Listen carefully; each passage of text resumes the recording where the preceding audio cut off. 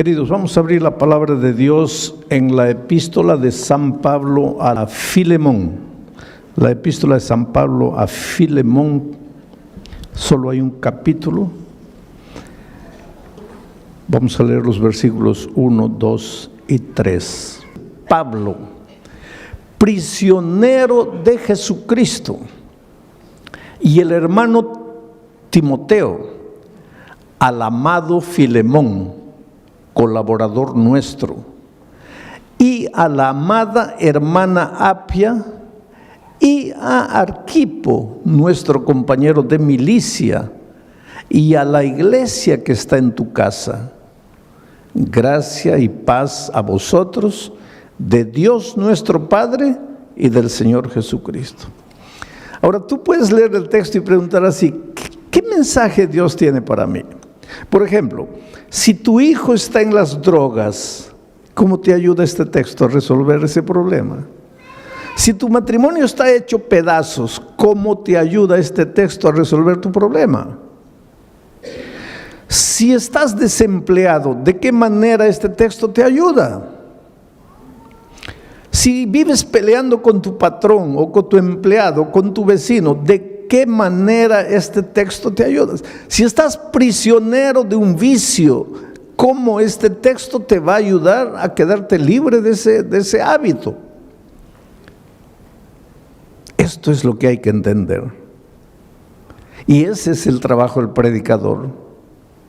Y es por eso que el predicador, antes de venir a predicar una hora, tiene que estar horas y horas y días y semanas analizando el texto y estudiando y tratando de entender y pidiéndole a Dios iluminación. Pero aquí hay un mensaje poderoso para ti. Vamos a comenzar diciendo así: Pablo, prisionero de Jesucristo. En la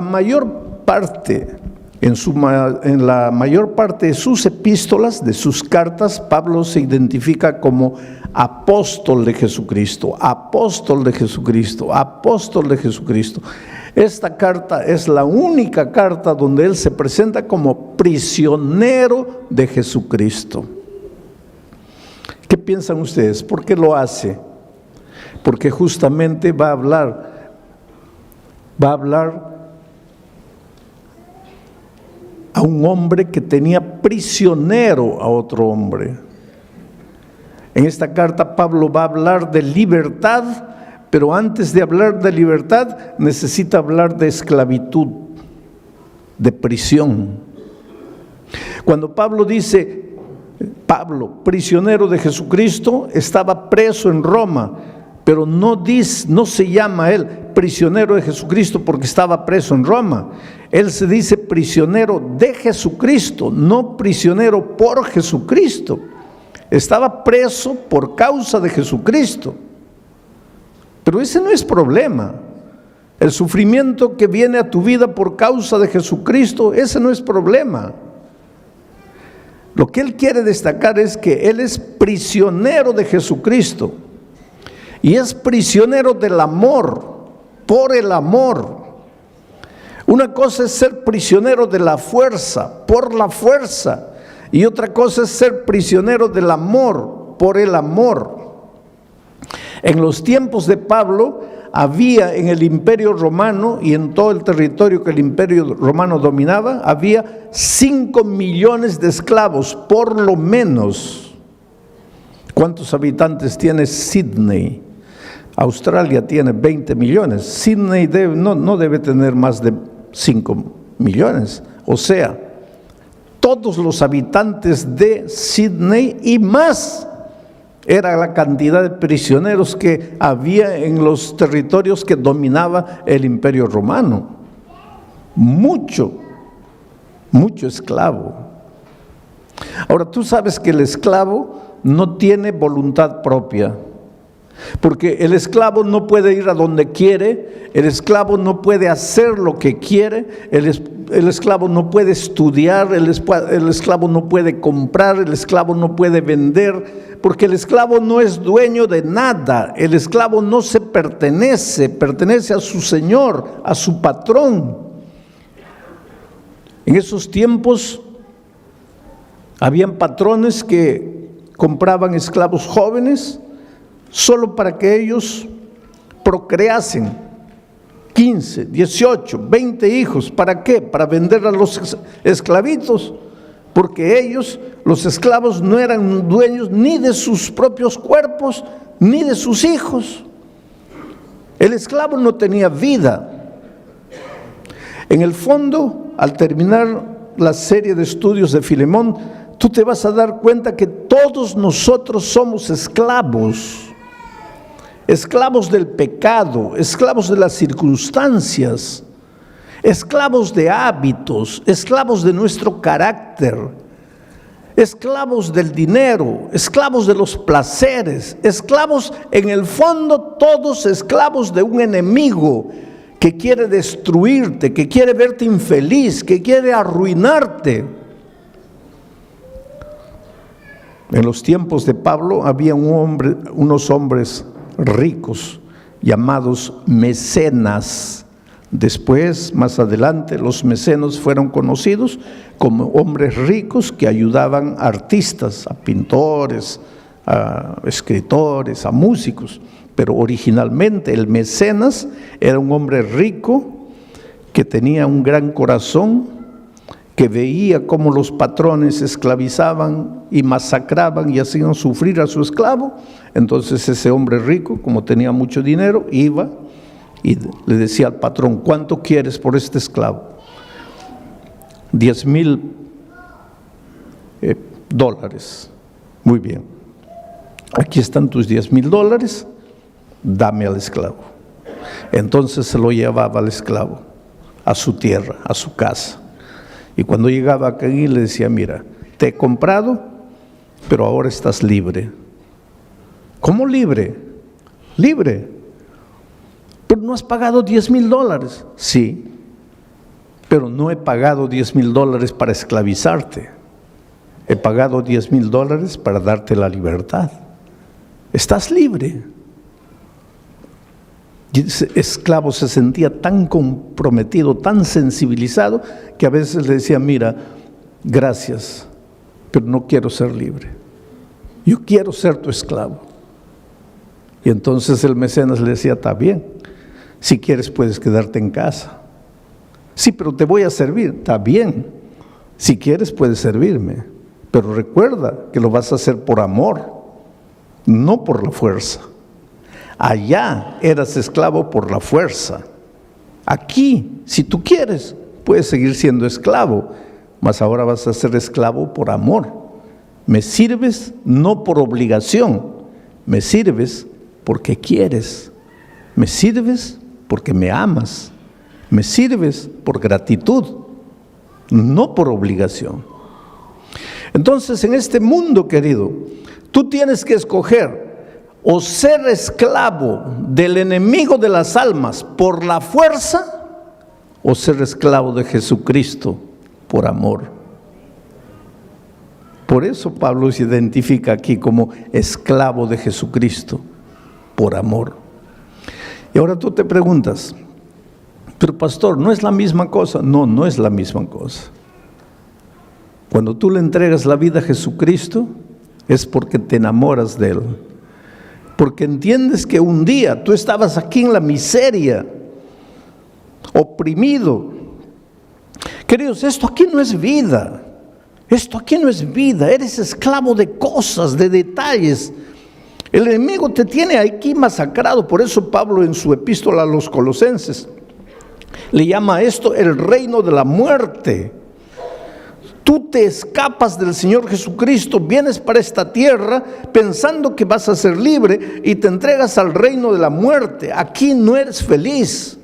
Aquí tu hogar se destruye. ¿Por qué? Porque tú mismo estás destruido por dentro. Y Jesucristo viene, ingresa al reino de la muerte y te compra, no con oro ni con plata, no te compra por 10,000 dólares, te compra con su sangre preciosa y te lleva al territorio de la vida y te dice: hijo, ya pagué el precio, ya no necesitas vivir sufriendo como antes, estás libre. Y ahora tú amas al Señor Jesucristo y le dices: Señor, está bien, estoy libre, pero te voy a servir por amor. Vamos a seguir analizando el texto. Dice Pablo, prisionero de Jesucristo, y el hermano Timoteo, que ayudaba como secretario a Pablo, escribe al amado Filemón, colaborador nuestro, al amado Filemón. No era amado de Pablo, aunque Pablo lo amaba. En el fondo, Filemón era amado del Señor Jesucristo, amado de Dios. Y esta es otra de las cosas que tienes que entender. Tú eres amado de Dios, tú eres precioso para Dios. En todos estos años de pastor, para mí, la cosa más difícil ha sido hacerle entender al ser humano que es amado de Dios. Te voy a decir una cosa, Dios te ama, te ama, te ama de una manera que tú jamás vas a entender. Dios te ama. La gente dice así, pero pastor, ¿cómo Dios puede amarme si yo soy malo? Dios te ama. Si eres bueno, te ama. Si eres malo, te ama. Si aceptas la palabra de Dios, te ama. Si la rechazas, te ama. Si te portas bien, te ama. Si te portas mal, te ama.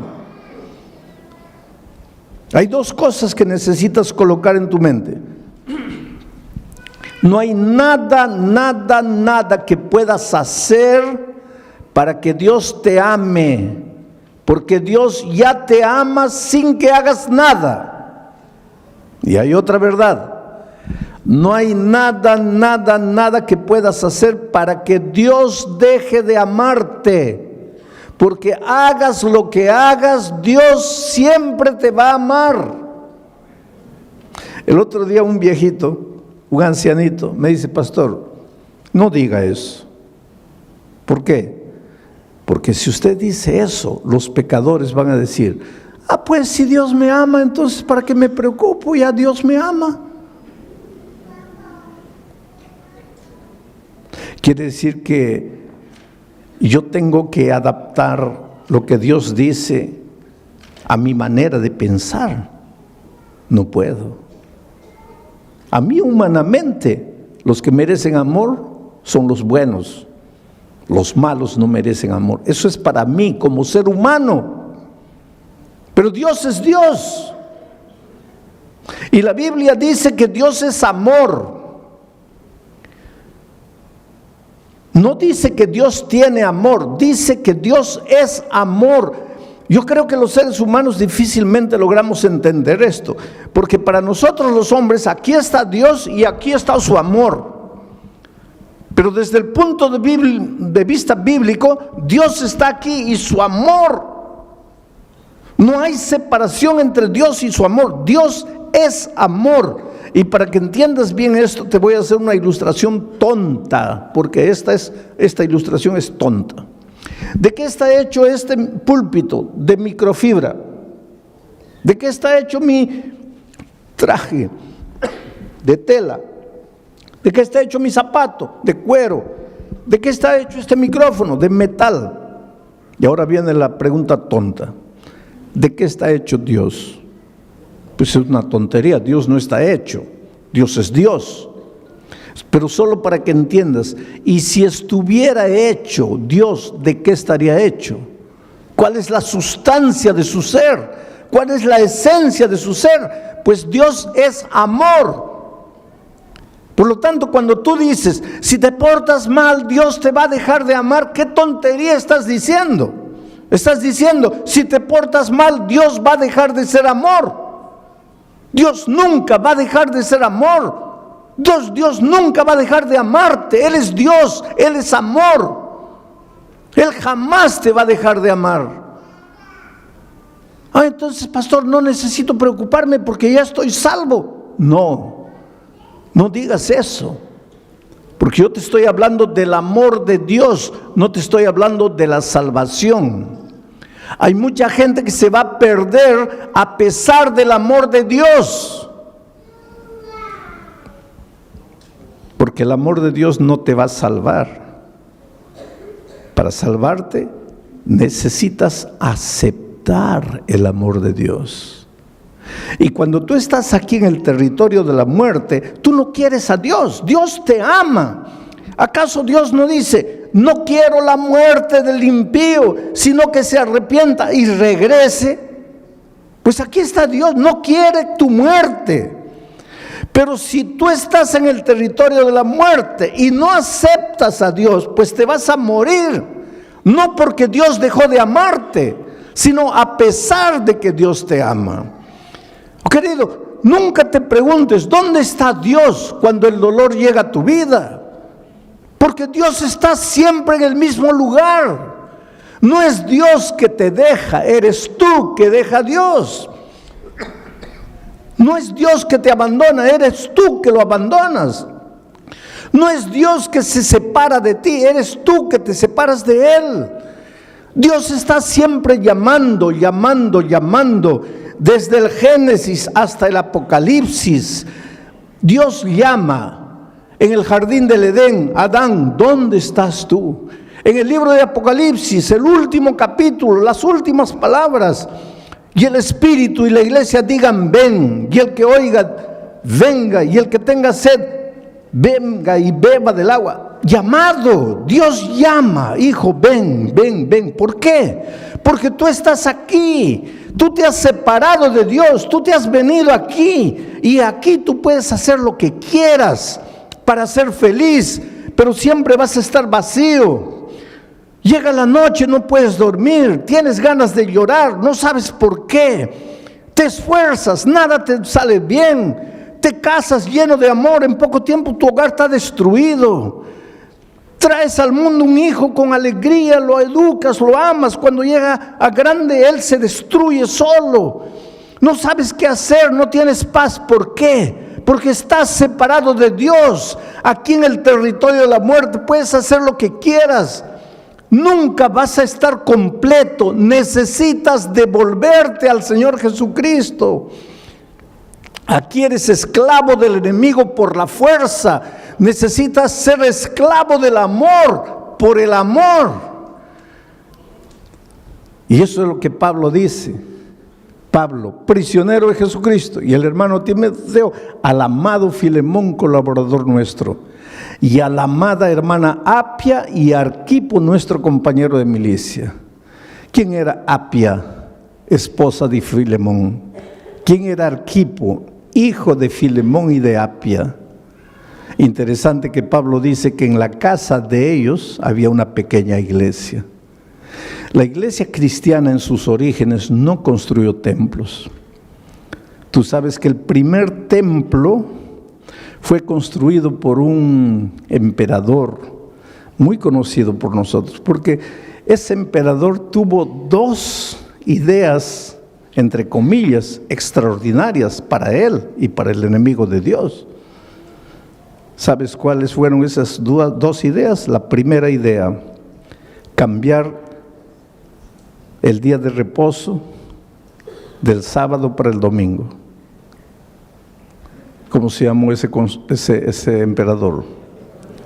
Constantino. Pero él tuvo una segunda idea, construir un templo, porque hasta Constantino nunca se había construido templos. Y te estoy hablando del siglo III.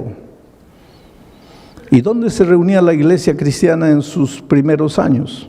En las casas o en las sinagogas, porque habían judíos enteros que se convertían y la sinagoga se quedaba vacía. Y entonces se reunían en las sinagogas, pero en la sinagoga no había púlpito, la gente no estaba ahí y el predicador aquí. En la sinagoga las bancas eran así. Entonces se conversaba, se estudiaba. Y después en las casas. Y en la casa de Filemón estaba su esposa Apia, su hijo Arquipo, y ellos se reunían en la casa para estudiar la palabra de Dios, invitaban a sus vecinos, y entonces esa familia de 3 ya tenían 4, 8, 10 estudiando la palabra de Dios, y cuando ya se hacía un grupo que no cabía en la sala, entonces se dividía el grupo y se abría en otra casa, y cuando se llegaban a 12, se dividían y se iban a otra casa, y la iglesia se multiplicaba de esa manera. Pero entonces Constantino inventó el templo. Como él se convirtió al cristianismo, entre comillas, pues ahora tenía todo el dinero del gobierno, construyó un templazo enorme, y las personas salieron de las casas y se fueron al templo. Y ahí entró el problema. Se acostumbraron a quedarse sentadas oyendo a un hombre, y desapareció la vida de la iglesia. Si tú quieres devolverle vida a la iglesia, no digo ahora que no nos reunamos como cuerpo todos en un templo, pero la vida de la iglesia tiene que estar en las casas, en los grupos pequeños en las casas. Esto es bíblico. Y en los lugares donde la iglesia ha vuelto a vivir en las casas, la iglesia crece espiritualmente y se multiplica, porque es más fácil para el vecino caminar 10 pasos a la casa del vecino que caminar 15 kilómetros hasta el templo. Entonces la vida está en las casas. Era así que la iglesia se multiplicaba en los primeros años. Pero mi mensaje esta noche está en el último versículo. Gracia y paz a vosotros, de Dios nuestro Padre y del Señor Jesucristo. Esa no es una simple manera de saludar, gracia y paz. Allí está la esencia de la vida cristiana. Porque para ser feliz en la vida, para ser próspero, necesitas primero paz. Un hombre que no tiene paz, una mujer que no tiene paz, no puede ser vencedor. Si tú te preguntas, pastor, ¿por qué nada me da resultado en la vida? Yo te respondo en el nombre de Jesucristo: no tienes paz en tu corazón. Y la paz no es resultado de tratamiento psicológico, no es resultado del análisis, del psicoanálisis.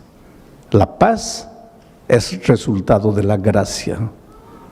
Si tú aceptas la gracia de Jesucristo, el resultado va a ser la paz. Pero quiero explicarte esto. El ser humano es como un triángulo. Tiene un lado mental, emocional. Aquí, este lado, mental, emocional. ¿Por qué coloco en el mismo lado la mente y las emociones? Porque nosotros somos interesantes. Yo te amo con todo mi corazón. Nadie ama con el corazón. El corazón es un órgano del cuerpo que solo tiene una función. Su función no es amar. Su única función es bombear sangre. Nadie ama con el corazón. Se ama con la cabeza. Pero poéticamente es: te amo con todo mi corazón. Tu pobre corazón está bombeando sangre, no está ni preocupado en amar. Quien ama es tu cabeza. Una persona odia con la cabeza. Una persona peca comenzando con su cabeza. Una persona se resiente con su cabeza. De aquí nacen las emociones. Por eso todos los seres humanos tienen un lado mental, emocional. Tienen un lado físico. Tienes hambre, tienes sueño, te cansas, tienes un lado físico, un cuerpo. Y tienes un lado espiritual. Todas las personas tienen este lado espiritual. La felicidad en la vida, si quieres ser feliz, es simple. Este triángulo tiene que estar perfecto. Cuando este triángulo se desregula, eso se llama infelicidad. Cuando este triángulo se va para aquí o se va para allá, cuando este triángulo se deforma, allí surge el desorden humano. Por eso, para ser plenamente feliz, el triángulo tiene que estar perfecto, así. La base de ese triángulo es esto, el lado espiritual. El lado espiritual es lo que le da sustentación al triángulo. Cuando tu lado espiritual va bien, tu lado emocional, mental va bien y tu lado físico va bien. Pero la base es el lado espiritual. Esto se llama paz. Estás en paz cuando estás en armonía, cuando el triángulo está perfecto.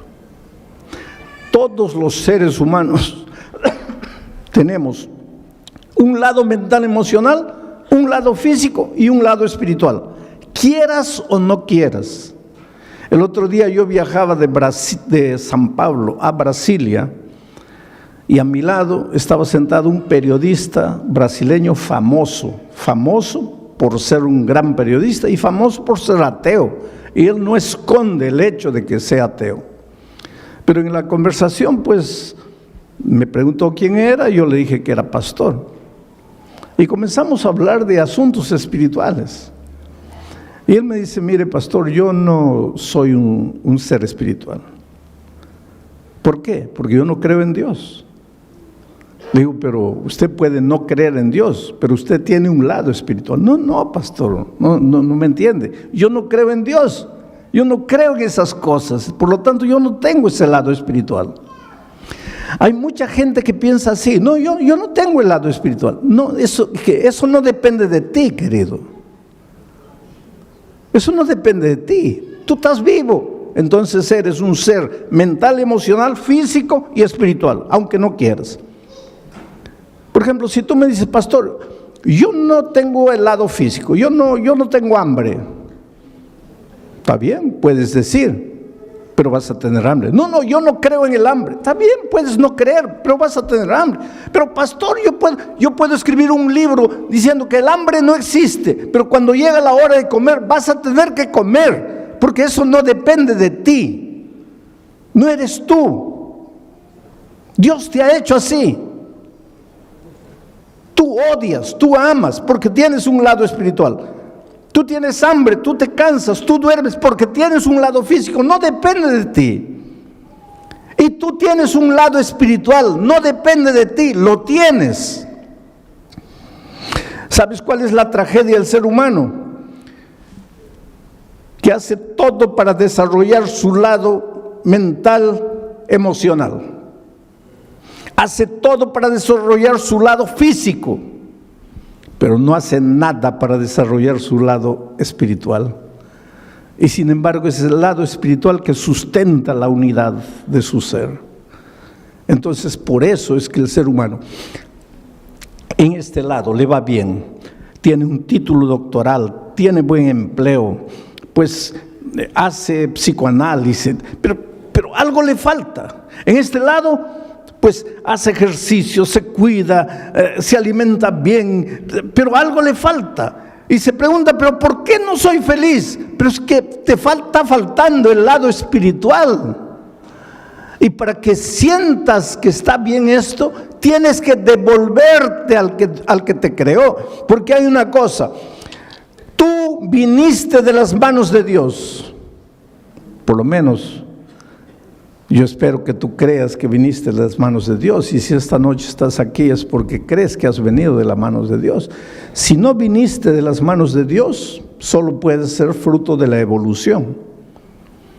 Hay mucha gente que cree que el ser humano es fruto de la evolución. Si eres fruto de la evolución, entonces eres fruto del acaso. Eres una coincidencia.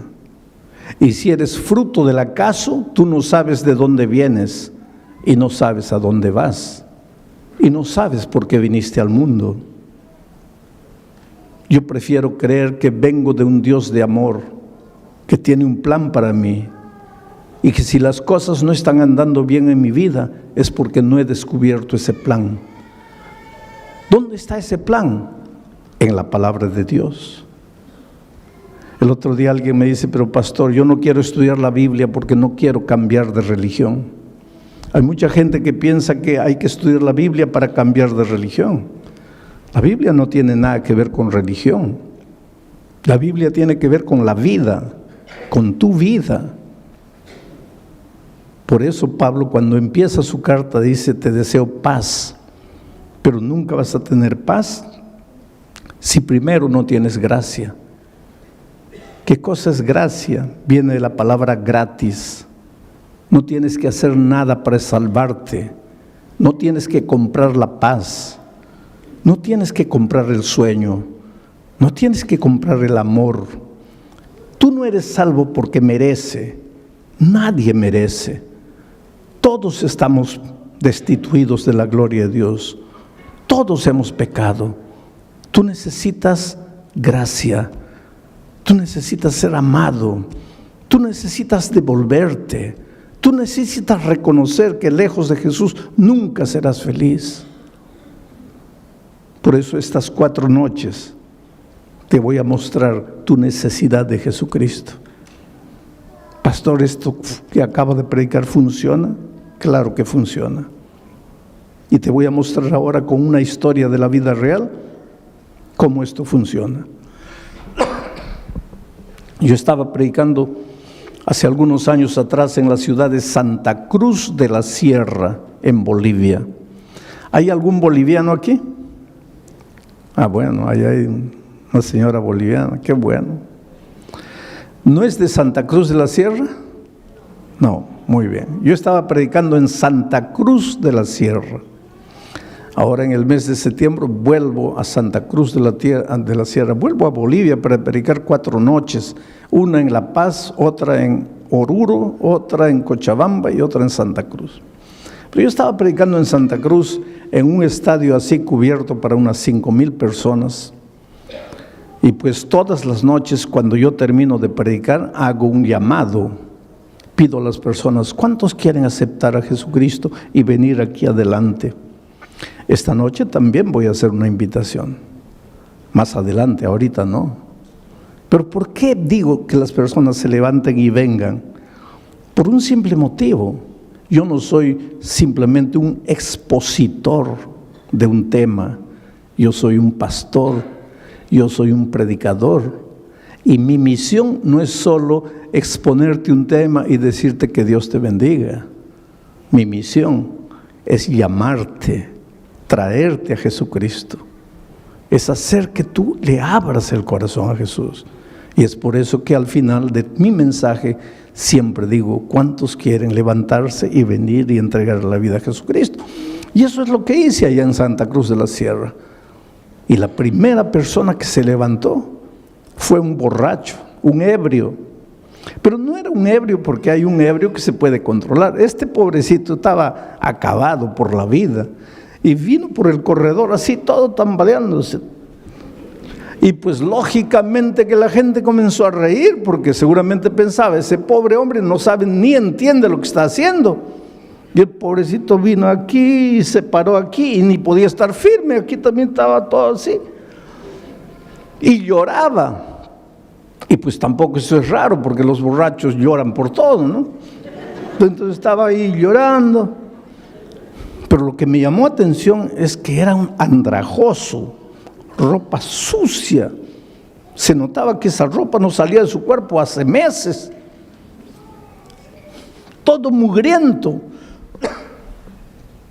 Cabello largo, sucio. Barba.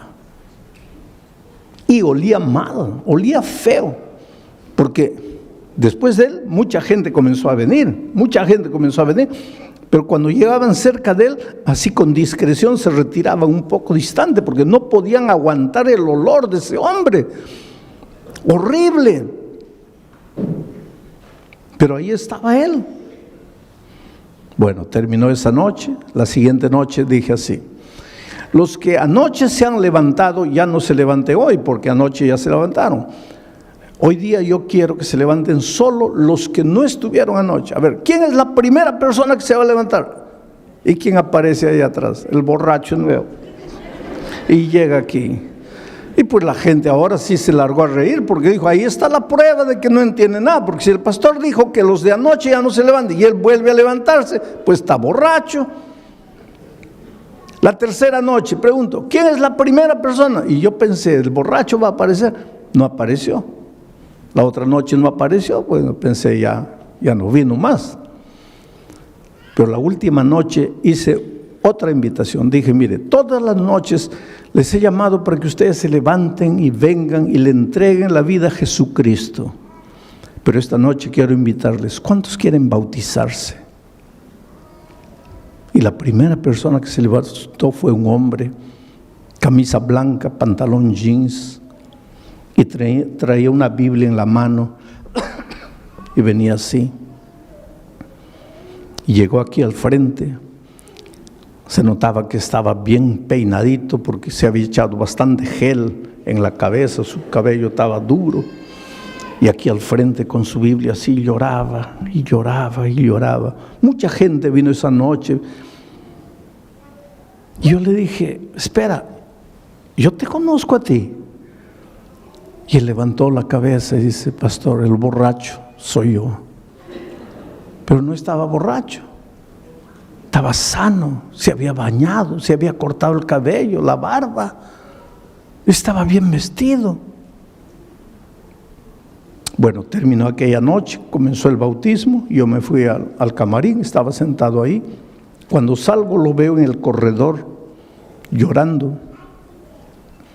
Y me acerco y le digo, oye, ¿qué fue? Y él dice, pastor, es que yo quise bautizarme esta noche, pero los hermanos no quieren. Dicen que si el domingo yo he estado borracho, ¿cómo me voy a bautizar hoy día? Ellos quieren que yo espere. Y él dice, sí, yo entiendo, pastor. ¿Quién va a creerme? ¿Quién va a creer en mi conversión si hace 5 días yo estaba borracho? Lo que nadie sabe es mi historia, pastor. ¿Qué historia? Me dice, pastor, yo tenía 20 años, 21 años. Era un ingeniero bien empleado en una de las mejores empresas mineras de mi país. Una carrera profesional brillante. Me casé con otra niña de 20 años. Nos fuimos de miel. Y cuando regresábamos, yo dormité en el tránsito, en el volante. El carro salió, caí a un abismo. Mi esposa murió y yo salí vivo. Y este hombre comenzó a llorar más y dice, pastor, yo maté a mi esposa. Le digo, pero muchacho, me acabas de decir que fue un accidente. Fue un accidente, pastor. Pero quien estaba manejando el carro era yo. Quien dormitó fui yo. Quien tenía que morir era yo. Pero yo salí vivo y mi pobre esposa murió. Ese día se acabó mi vida, pastor. Ya no me interesó nada. En ese tiempo yo no tenía a Jesucristo. Y un hombre sin Jesucristo, ¿qué puede hacer? Pues yo hice lo que todo hombre que no tiene a Dios hace. Me entregué a la bebida, comencé a beber. En 6 meses, después de muchas advertencias, perdí el empleo por causa de la bebida. A mí no me interesaba nada. Pastor, estamos cumpliendo ahora, este año, 30 años de aquel incidente. 30 años. Yo perdí el empleo, me escondí de la familia, me vine a Santa Cruz. Yo no vivo, pastor, yo soy un animal. Yo nunca me baño, yo nunca me cambio de ropa. Yo casi ni como, pido limosna para comprar bebida.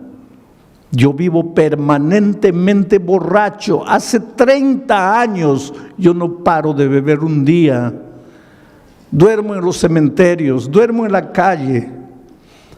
Y el domingo, ¿sabe por qué entré? No, yo no quería escuchar palabra de Dios. Yo entré porque estaba lloviznando. No tenía dónde esconderme la lluvia. El único lugar abierto era el Coliseo. Entré, me senté allá atrás. Yo estaba borracho, totalmente borracho.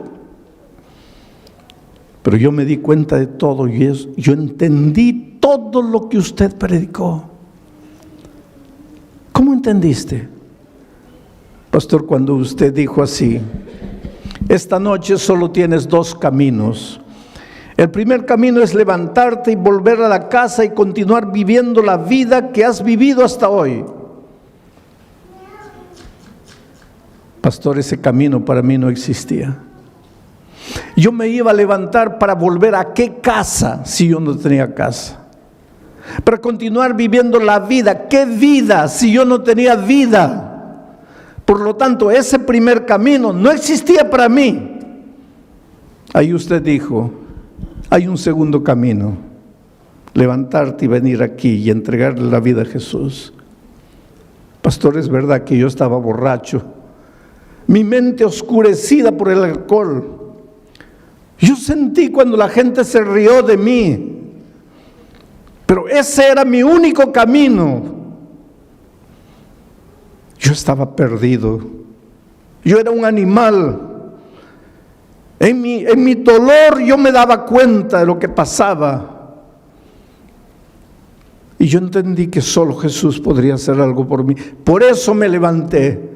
Por eso vine, tambaleando, pero vine. Y la segunda noche, usted piensa que no entendí, que usted dijo, ya no vengan los de la otra noche. Entendí. Pero yo vine, ¿sabe por qué? Porque la primera noche, después de venir aquí adelante, yo salí y volví a beber. Y por eso la segunda noche, cuando usted invitó de nuevo, yo dije, mi decisión de anoche no sirvió porque yo caí de nuevo. Por eso me levanté. Pero esa noche, pastor, salí y ya no bebí. Y la tercera noche ya no bebí. Y la cuarta noche, cuando usted dijo, Dios te ama, yo levanté los ojos al cielo y pregunté, ¿cómo Dios puede amarme? ¿Quién soy yo para que me ame? Yo no valgo nada, yo soy basura. ¿Cómo puede Dios amarme? Pero creí en el amor de Dios. Y vine la siguiente noche, y vine la otra noche. Y hoy día cuando usted dijo, ¿cuántos quieren bautizarse? Yo vine, pero no me dejaron bautizar. Y había un hombre que estaba ahí, escuchando todo, y vino y lo abrazó y le dice, hermano, perdóname. El que dijo que no podía bautizarte fui yo, pero es que no conocía tu historia. Realmente Dios hizo un milagro por ti. 5 años después yo regresé a Santa Cruz de la Sierra para predicar en ese mismo coliseo. Y cuando llegué al coliseo, mucha gente, miles de personas entrando, y había un hombre de chaleco fosforescente, con un radio en la mano, con una linterna en la otra, corría de un lado para otro, daba órdenes, cierren aquella puerta, abran la otra, eso, y aquí, corre para allá. Y cuando llegó mi carro, él comenzó a transmitir, llegó el pastor, abran la puerta de atrás y tal. Y el pastor me dice, pastor, ¿se acuerda de este hombre? No, es el borracho de 5 años atrás. Ahora está coordinando todo el sistema de seguridad del evento, transformado por Dios. Está bien empleado. En esa época estaba de novio, se iba a casar. Ahí yo me pregunto, ¿quién es Jesús? ¿Quién es Jesús? Que te encuentra en la vida destruido, acabado. Tal vez no como este borracho, pero te encuentra con tu vida hecha pedazos. Te esfuerzas para ser feliz. Te esfuerzas para salir, después esfuerzas para vencer. Pero cuando llega la noche te sientes solo. Te preguntas, ¿qué hago en esta vida? ¿Para qué vine? ¿Para qué nací? ¿Quién es Jesús capaz de encontrarte donde estás y transformarte por completo? Por eso Pablo dice, gracia y paz. ¿Cómo vas a tener paz si no entiendes lo que es gracia? ¿Cómo vas a entender lo que es gracia si no sabes lo que es el amor de Dios? Esta noche yo te digo en el nombre de Jesucristo, déjate amar. Déjate amar. Ven a Jesús como estás. Entrégale tu vida, ríndete a Él. Deja de lado tus preconceptos.